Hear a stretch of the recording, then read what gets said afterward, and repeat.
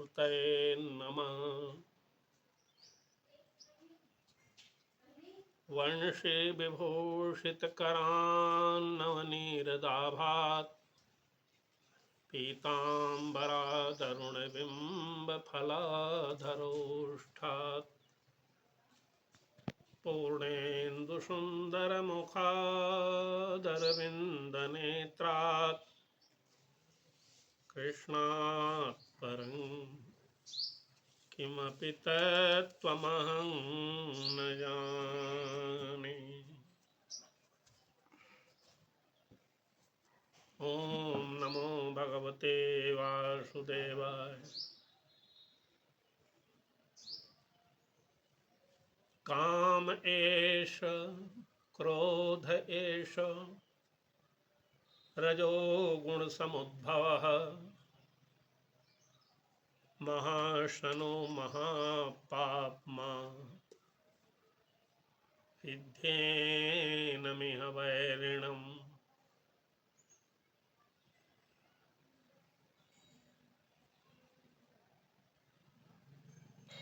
कल चर्चा हुई थी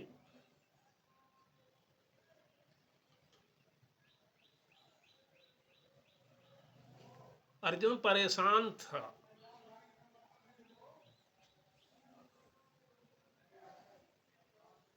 न चाहते हुए भी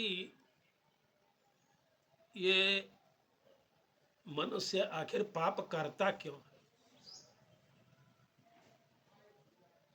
ऐसा मनुष्य भी पाप कर जाता है जिसे पता रहता है कि ये पाप है। अथ केन प्रयुक्तोऽयं पापं चरति पूरुषः।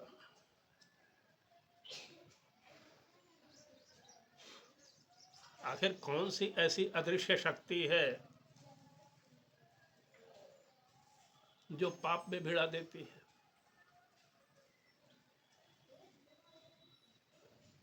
तो उसी का ये उत्तर है, एष कामः। ये जो काम है ना, रजोगुण समुद्भव है, उत्पन्न तो रजोगुण से है।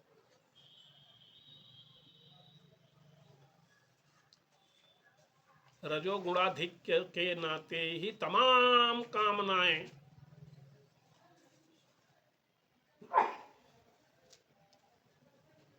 और यही जब काम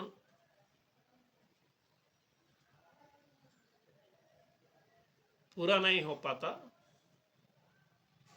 तो क्रोध में बदल जाता है ये। अब आप कहां तक कामनाओं को पूरा कर पाओगे, कितनी पूरा करोगे। महाशन है यह जो काम है ना, अरे बड़ा भुक्खड़ है, महाशन है, बहुत खाता है और इसी नाते महापाप, बहुत बड़ा पापी भी इसी नाते है। हमारे पास जितने भी गुण दुर्गुण हैं उसमें सबसे बड़ा पापी जो है वो यही काम ही है। विद्धेनमिह वैरिणम्, इसी को तू अपना बैरी समझ। तुझे काम को मारना है और काम को ही मार करके तू सर्वतोभावेन विजयी होगा।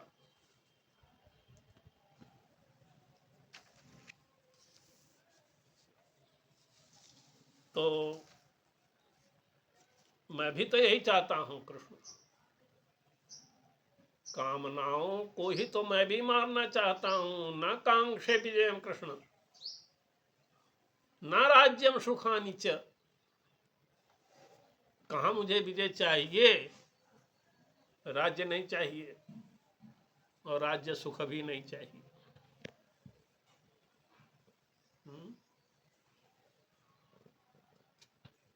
किम नो राज्य न गोविंद, राज्य लेकर करूंगा भी क्या।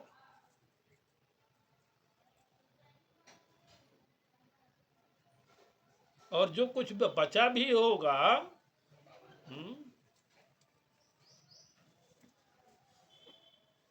वह काम भी मैं मार ही देना चाहता हूं, ये न के न प्रकारेण।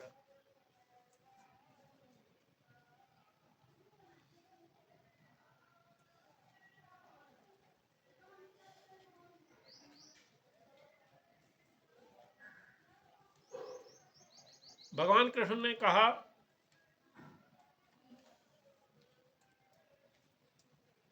कि इस समय तुम्हारे अंदर ये जो काम है,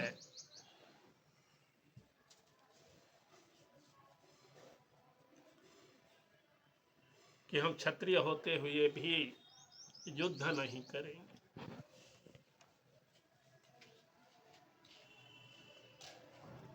ये तो और भी गड़बड़ कामना है। अरे काम की कोई सीमा थोड़ा होती है। मैंने अभी कहा ना तुमसे कि महासन बहुत बड़ा पेटू है।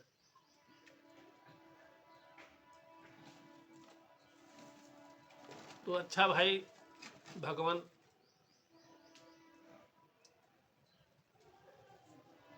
अब आप हमको यही बता दें कि जो रहा सहा काम है उसको भी जड़ से कैसे उखाड़ के फेंका जाए।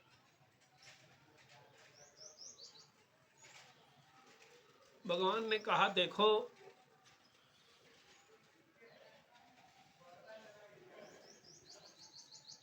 विषयों को भोगने के लिए, कामनाओं को पैदा करने के लिए तो सबसे पहले हमारी इंद्रियां ही हैं। तो संयमन तो आपको इंद्रियों को ही दबाने के माध्यम से शुरू करना होगा। तस्मात् त्वम इंद्रियाण यादव, आदव माने सबसे पहले इंद्रियों को ही। तस्मात् त्वम इंद्रियाण यादव नियम्य भरतर्षभ,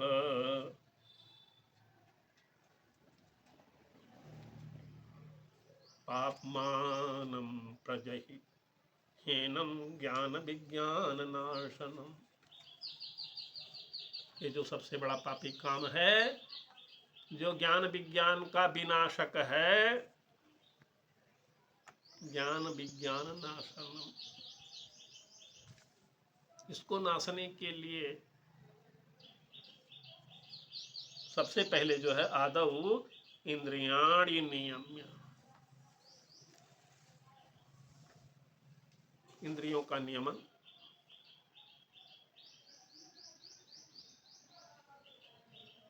काम है, क्रोध है, ये ज्ञान और विज्ञान का विनाशक होता है।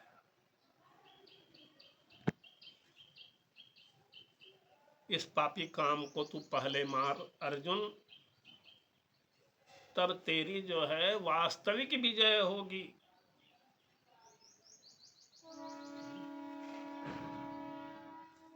ये जो काम और क्रोध है ना,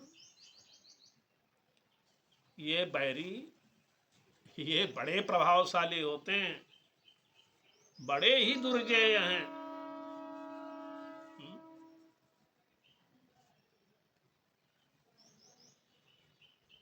सबसे बड़ी जो समस्या है ना, ये जो विषयों को ग्रहण करने वाली इंद्रियां हैं, ये विषयों के परे बैठी हुई हैं। एक तो इंद्रियां ही पर तरह हैं, इंद्रियों से भी परे अपना मन है, मन से परे बुद्धि है, और जो बुद्धि से भी परे तेरे अंदर बैठा हुआ जो काम है ना, वो बुद्धि से भी परे है, बुद्धि से भी सूक्ष्म है।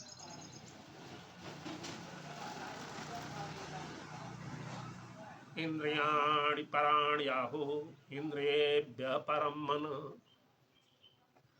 मनसस्तु परा बुद्धिः, यह बुद्धेः परतस्तु सः।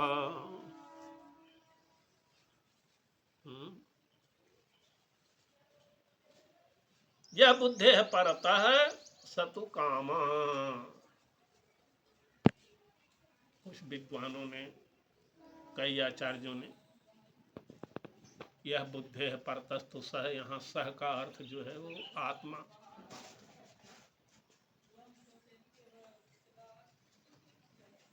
बुद्धि से जो परे है वह आत्मा है।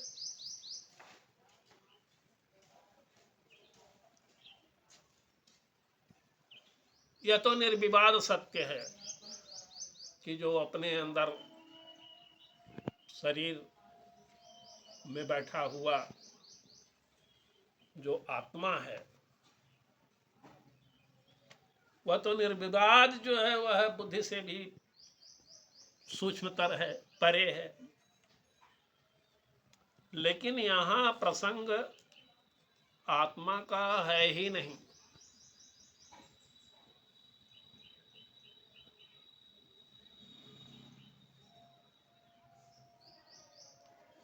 प्रश्न तो पूछा गया है अर्जुन से कि अथ केन प्रयुक्तोयम पापम चरति पुरुषः। आखिर ये जीवात्मा किसके वशीभूत होकर के पाप करता है? तो उत्तर तो भगवान देते हैं कि काम ऐसे, क्रोध ऐसे, रजोगुण समुद्भव। और पाप मानम प्रजह्यनम, इसे पापी को तुम मारो। मारना भी आसान नहीं है। इंद्रियों से परे मन है, मन से परे बुद्धि है, और बुद्धि से भी परे यह बैठा हुआ है ना।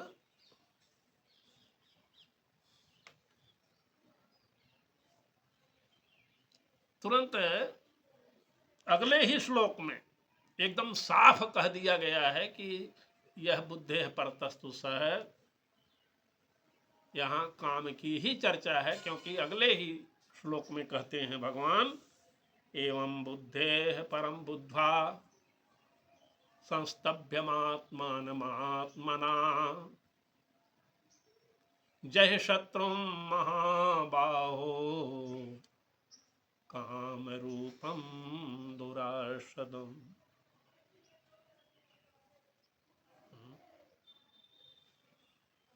महाबाहो अर्जुन, दुरासुदम कामम बुद्धे परम बुद्ध्वा, बुद्धि से भी परे जान करके तम काम नामाख्यम शत्रुम जहि, ये जो काम नाम का शत्रु है इसको मार दो। और मारने के लिए भी जो है इतना आसान नहीं है, बड़ी कठिनाई है।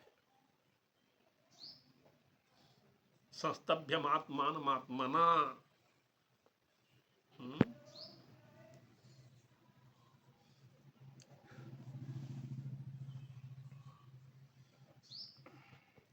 अपने आप को अपने आप में स्तंभित करना है। स्तंभित करना है यानी कूटस्थ बन जाना है।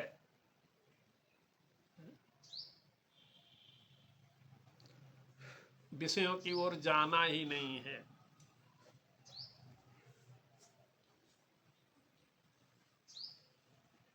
तो ये निर्धारित हुआ ना कि यहाँ काम की चर्चा है, यत्र तत्र सर्वत्र।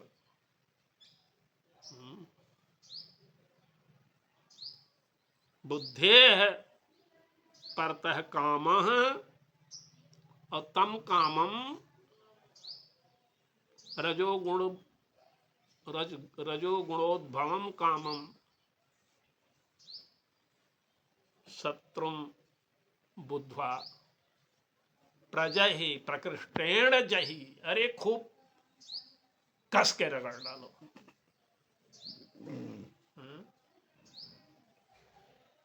प्राउपसर्ग लगा हुआ है ना जहि में। प्रकृष्टेण जय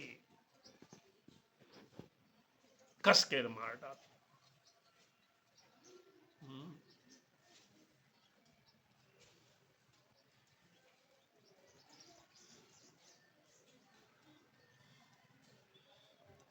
ये काम की स्थिति बड़ी खराब है। किसी दर्पण के ऊपर ऐसे कस के धूल मैल भर दो, पड़ा रहे सालों, साफे मत करो। क्या हाल हो जाएगा दर्पण का।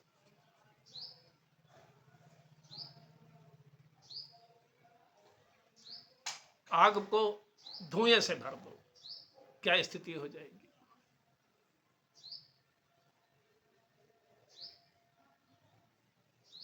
हालत खराब होती है ना।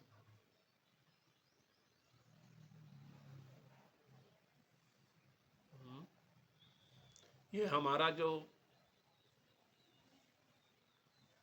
स्वत्व है, अपनापन है, ये उसी काम रूपी मैल से, अरे धूल मत कहो, कहो कि कीचड़ से ये हमारा दर्पण गंदा हो चुका है। जैसे धुएं से आग, जैसे मल से मैल से दर्पण आदर्श,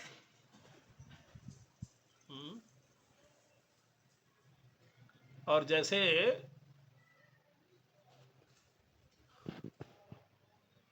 गर्भ जो है उल्बण से, वो जो ऊपर झिल्ली लिपटी रहती है ना बेचारे शिशु के ऊपर, जैसे सांस लेना दूभर हो जाता है। ये जो असह्य आवरण है, अनपेक्षित है,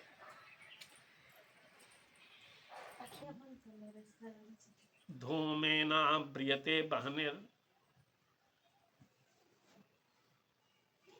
यथादर्शो मलेन च। जैसे बहनी ही धूमेन, आदर्श है मलेन, आदर्श माने दर्पण। धूमेना ब्रियते बहनिर यथादर्शो मलेन च यथोल्बेनावृतो गर्भः।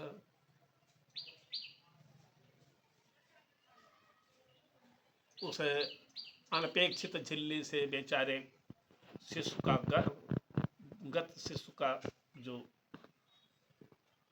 आवरण है, अनपेक्षित आवरण,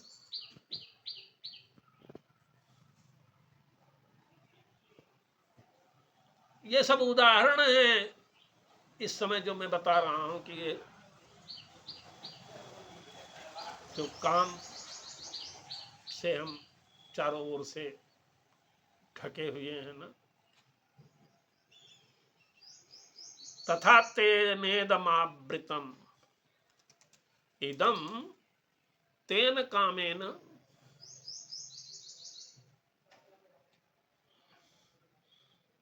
हमारा अपना आपा तेन कामेन उसी काम से आवृत है।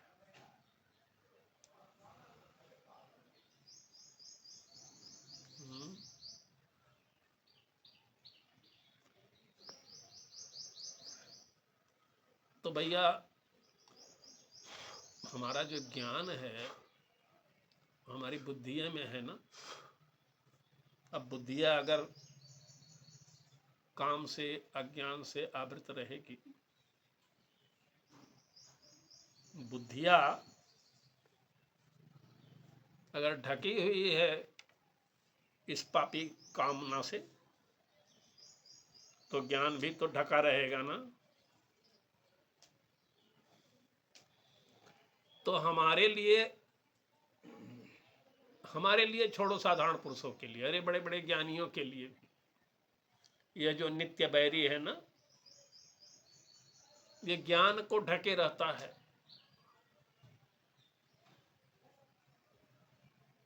आवृतम ज्ञान में तेन ज्ञानिनो नित्य बैरिणा,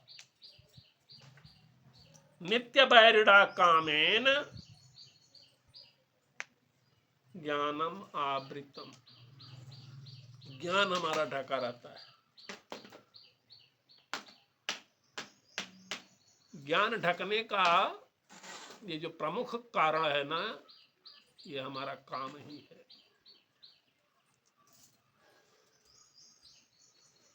प्रबल रजोगुण उत्पन्न करता है।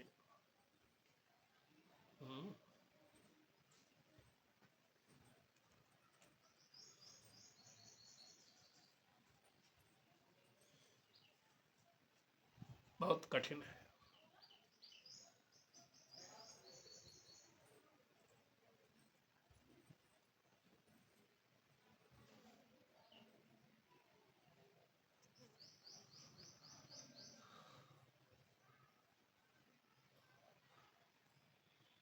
और ये जो काम है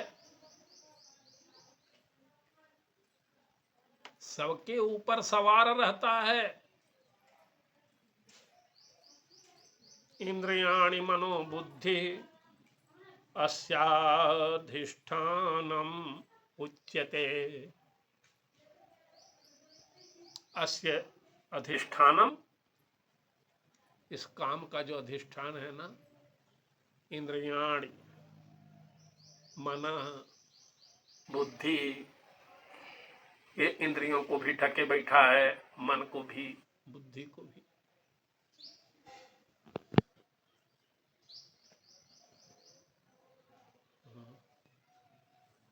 तो इसी नाते जो है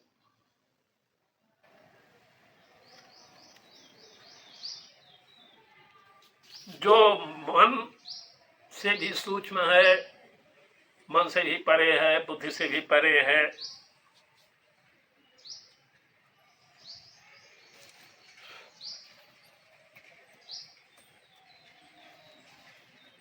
इसी नाते मैं कह रहा हूं अर्जुन कि आसान तो नहीं है, कठिन है मारना, लेकिन मार दो। दुरासतम कामम चाहिए। केन विधिना, कैसे मारे?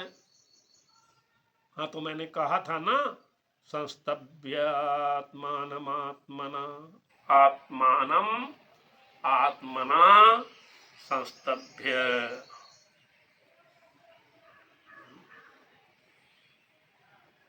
अपने को अपने द्वारा ही स्तंभित करो और स्तंभित करो। जो बहिर्मुखी सारी इंद्रियां हैं, उन्हें पहले अंतर्मुखी बनाओ।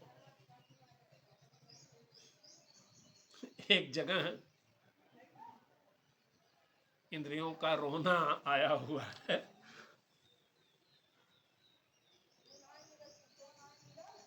इंद्रियां रोती हैं, परांच खानि व्यतृणत स्वयंभू, खान यानी इंद्रियाणि, स्वयंभू परांचि व्यतृणत। ब्रह्मा ने क्या किया कि इन इंद्रियों को बहिर्मुखी बना दिया और बहिर्मुखी बना करके उनकी हत्या कर दी। इंद्रियां बेचारी रोती हैं कि हम लोग बहिर्मुखी हैं, और बहिर्मुखी हैं तो बाहर संसार को देखना पड़ता है, शब्द स्पर्श रूप रस गंध में ही फंसे रह जाना पड़ता है। अंतर्मुखी होती तब तो अंतस्थ बैठे हुए आत्मा को देख पाती, समझ पाती, अपरोक्षानुभव हो पाता।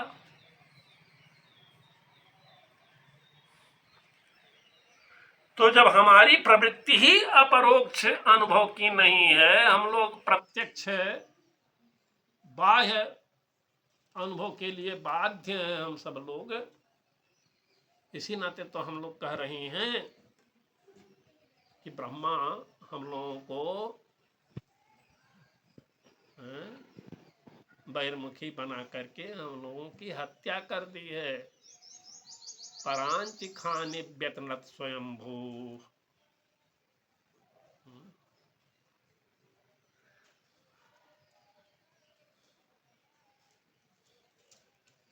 तो चलो कम से कम इन इंद्रियों का नियंता मन है,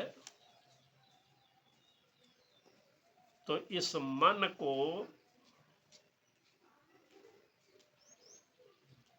बुद्धि के द्वारा और बुद्धि को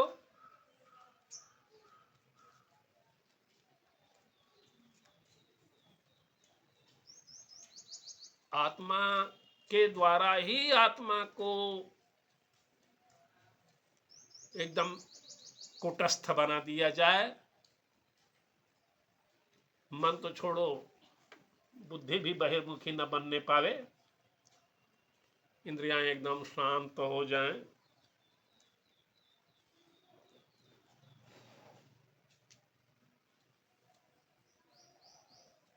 तो जब आत्मा अपने में ही, स्वयं में ही संतुष्ट हो जाता है,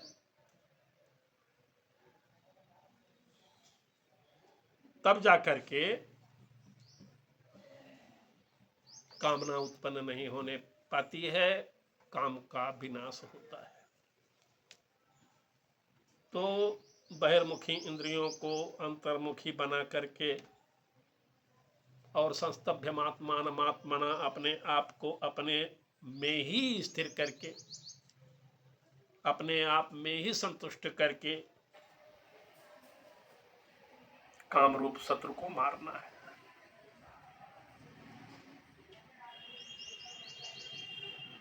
मन का स्तंभन ही श्रेयस्कर है, काम रोकिए, मन को मारिए, इंद्रियों को समेटिए, अन्यथा ये काम बड़ा कष्ट देता है।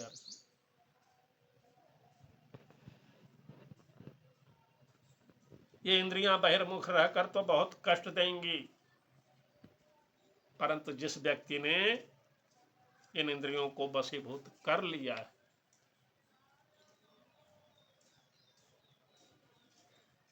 मन को दुख और सुख दोनों में सम कर दिया है,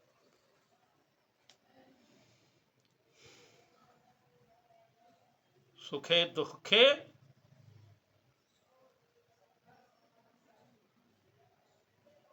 दोनों में क्या करो, समभूत्वा।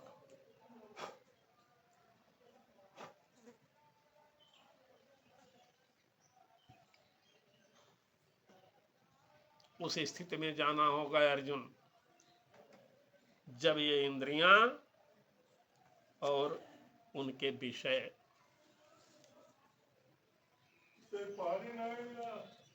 जब वे कभी व्यथित नहीं करते। यम ही ना व्यथयन्ते ते पुरुषम पुरुषर्षभ। तुम तो पुरुषर्षभ हो, पुरुषों में ऋषभ हो।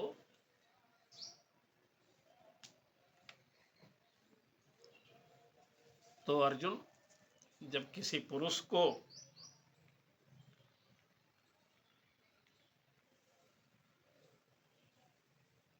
जब कोई मानसिक व्यवधान न रह जाए,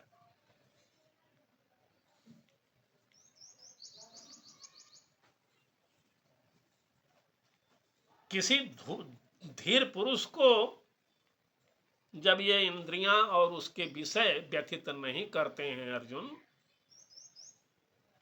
जब वह दुख और सुख में समान हो जाता है, अरे तब वह जो है ना अमृतत्वाय कल्पते।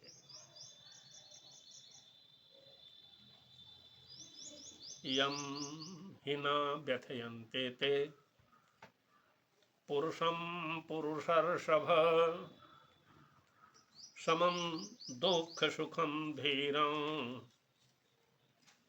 सोऽमृतत्वाय कल्पते।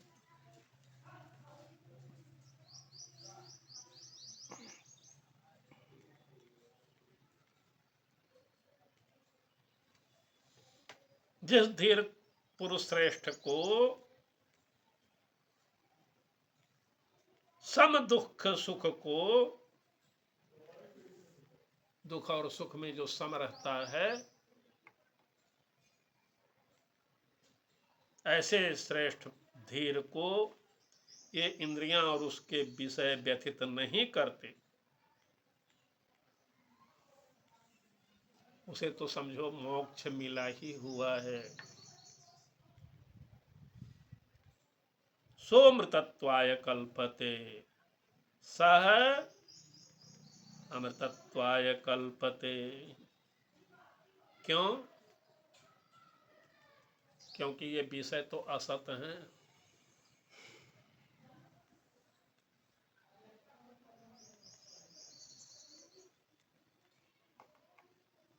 इनकी सत्ता भी नहीं है।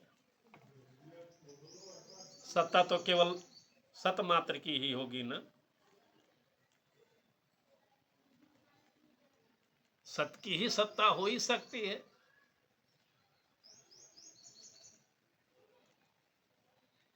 असत का तो अस्तित्व ही नहीं होता।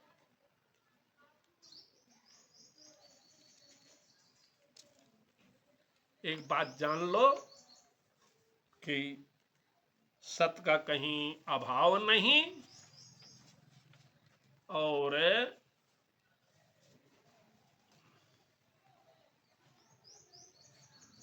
असत का कोई भाव नहीं।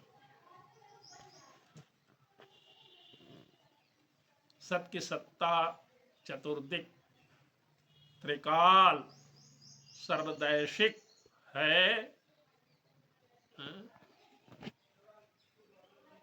असल में सत का भाव ही है सत्ता।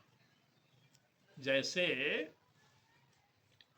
गुरो भाव गुरुता,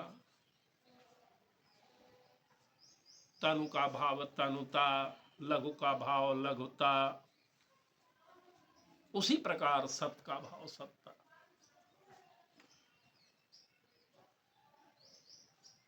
असत का भाव सत्ता होगा ही नहीं। जो असत है, सत है ये नहीं है, तो उसकी सत्ता सिद्ध कैसे होगी? सत्ता सिद्ध ही नहीं होती। केवल सत ही व्याप्त है, सत ही सत्य है। और असत चूंकि काल्पनिक है, नाशवान है, अनित्य है, इसी नाते मिथ्या है। ना सतो विद्यते भाव, ना भावो विद्यते सतः।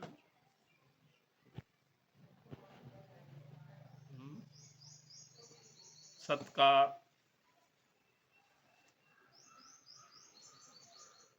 अभाव नहीं होगा, वह तो सर्वत्र व्याप्त है। संपूर्ण विश्व का विस्तार जो है ना, तो सत्ता स्वरूप ही तो है, सत्स्वरूप है, तभी तो उसकी सत्ता है। अविनाश अविनाशी तो तद्विद्धि जैन सर्वमिदं ततम, जैन सर्वमिदं ततम, जिसके द्वारा यह संपूर्ण वितान है, तना हुआ वह अविनाशी है।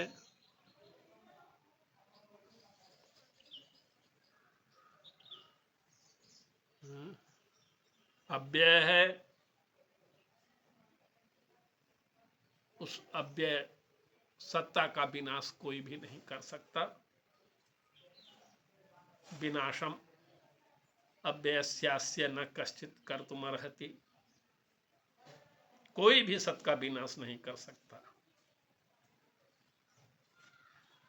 और उसके विपरीत असत, तो असत का विनाश करना क्या है, वह तो होता ही नहीं है।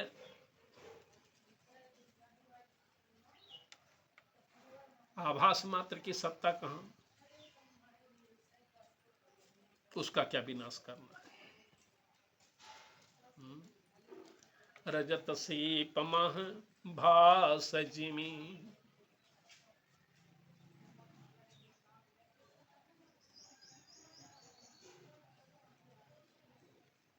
रजत सीपमः भासजिमि जथा भानुकर बारी,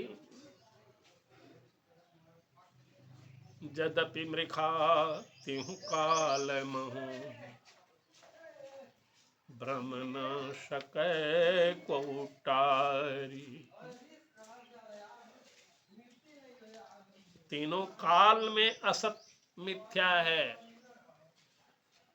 जैसे सूर्य की किरणों में पानी त्रिकाल मिथ्या है, लेकिन हम मरुभूमि में देख करके हमको ऐसा लगने लगता है कि वहां सूर्य की किरणों में बालू के तल पर पानी दिखाई दे रहा है, जबकि वहां पानी है ये नहीं। सीप में मोती नहीं है।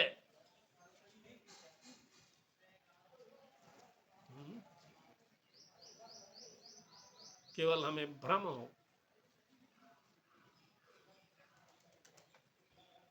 ऐसे भ्रम भी होते हैं, भ्रम न सके को उतारी।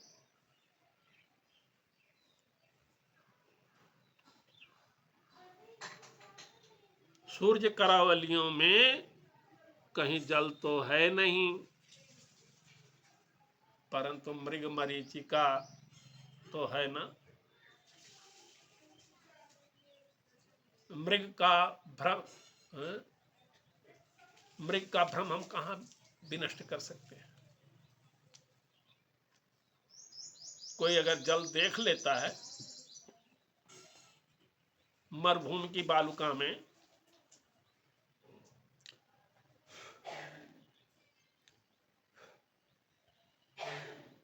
हमारे अंदर जो है, जो केवल आभास मात्र है तो असत।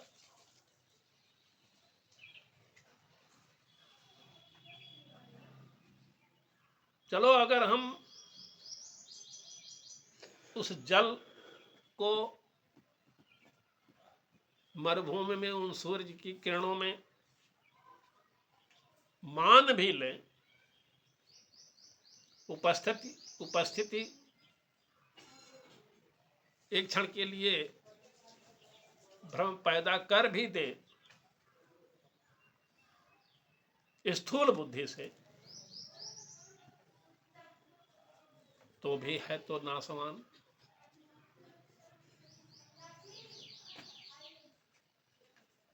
अविनाशी तो नहीं है ना।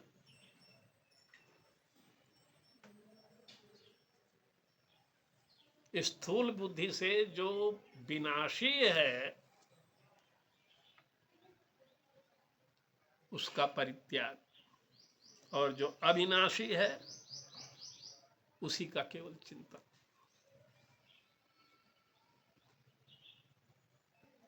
आत्मा अविनाशी है, अप्रमेय है, नित्य स्वरूप है।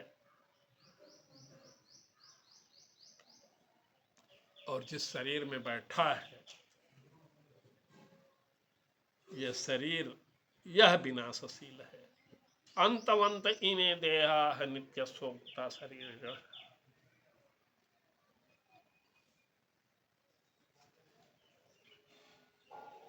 नित्यस्य शरीरिणः इमे देहा अंतवंत इति उक्ता। नित्य जो शरीरी है उसका ये जो शरीर है ना, यह अंतवंत है।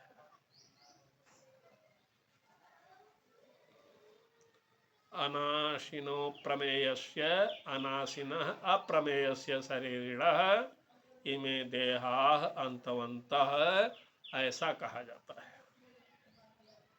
कि जो अविनाशी आत्मा है उसका यह शरीर ही नाशवान है। आत्मा को कोई नहीं मार सकता। और अगर आत्मा मरता ही नहीं है तो अर्जुन तुम किसी आत्मा को मार नहीं पाओगे, इस नाते भी शोक मत करो। और शरीर न मारने पर भी तुम्हारे मरेगा, उसको भी रोक नहीं पाओगे। इस नाते जो ध्रुव है शरीर का विनाश, उसके लिए भी शोक मत करो, क्योंकि उसको तुम टाल नहीं सकते।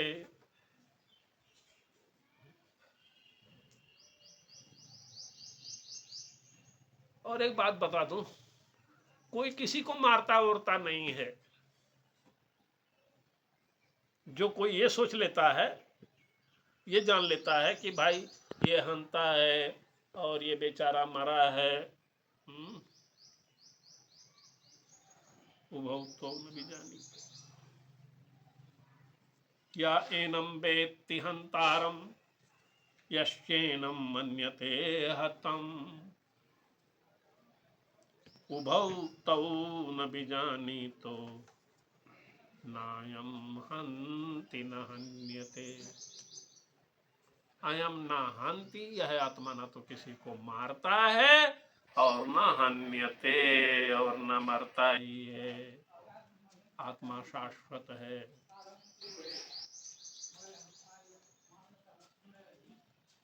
आत्मा ही तो ऐसा है जो शाश्वत है, अमर है, अजर है। तो उसके लिए शोक नहीं करना है। अर्जुन, तुम्हारा ये जो शोक है और ये कह रहे हो कि गुरु न हत्वा ही महानुभावान श्रेयो भोक्तुम भैक्षमपि इह लोके, मैं भीख मांग लूंगा वही मेरे लिए श्रेय होगा।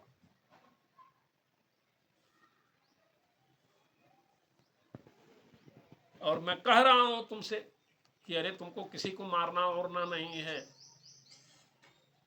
तुमको केवल निमित्त मात्र बनना है। मैंने इन सबको पहले ही मार दिया हुआ है। निमित्त मात्रम भव सभ्य साचिन। अब तुम्हें निमित्त मात्र बनने के लिए भी अपनी बुद्धि स्थिर करनी होगी।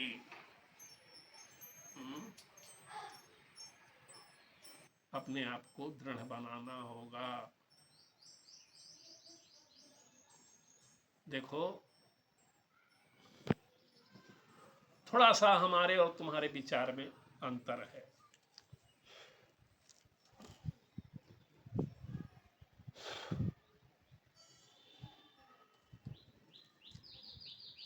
एक रास्ता है प्रज्ञावाद, बुद्धि चलाओ हर जगह, और एक रास्ता है प्रपत्तिवाद, भगवान के प्रपन्न बन जाओ, जो कुछ भी करो सब भगवद अर्थ करो, भगवान के लिए करो। फिर तुम्हारे लिए कोई जो है कर्तव्य में फंस जाने की चिंता ही नहीं करनी है। तुम्हें केवल स्वधर्म मान करके युद्ध करना होगा।